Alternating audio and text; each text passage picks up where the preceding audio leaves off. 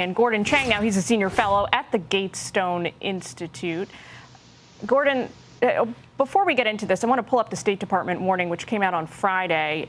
It says all Americans should reconsider travel to mainland China due to the arbitrary enforcement of local laws, including in relation to exit bans and the risk of wrongful detentions, a.k.a. don't fly to China because you might face indefinite imprisonment, and they might ban you from ever departing Chinese soil and returning home. All of this, I mean, even for the Chinese government, is a little insane, isn't it?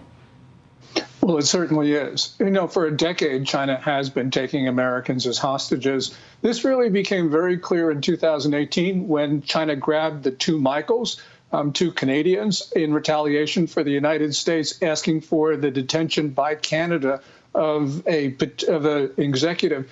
What Xi Jinping is trying to do is to reassert totalitarianism in China. And this means also a state-dominated economy, one where the state can do anything it wants. And really, these amendments to the counter-espionage law basically mean the end of law, because China can do anything it wants. Is it, I guess, curious or surprising to you that the government actually amended this law? I mean, they could have just executed this plan without announcing to the rest of the world that they were going to do so. That would have been the smart thing to do. You know, we go back to March where China raided the offices of Mintz Group, which is a U.S. due diligence firm, closed it down. They then raided Bain. You know, they were doing this anyway. And law in a communist state really doesn't mean anything.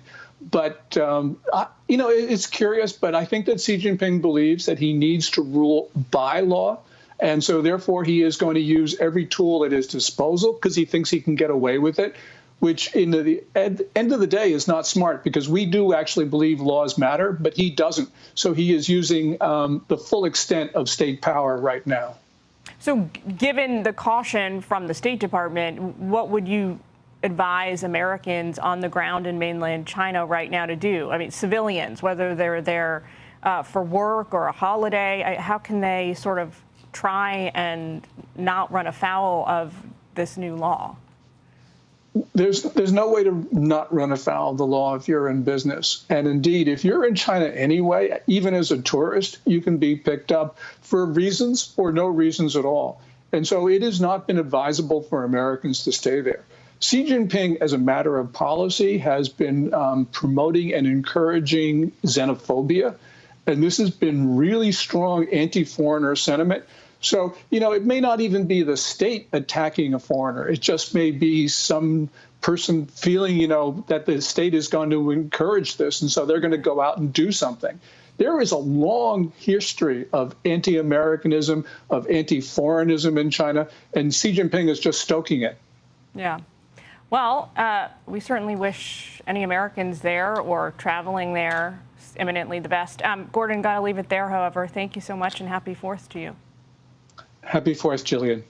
Hey, it's Will Kane. Click here to subscribe to the Fox News channel on YouTube. It's the best way to get our latest interviews and highlights. And click to subscribe to the Will Kane podcast for full episodes right now.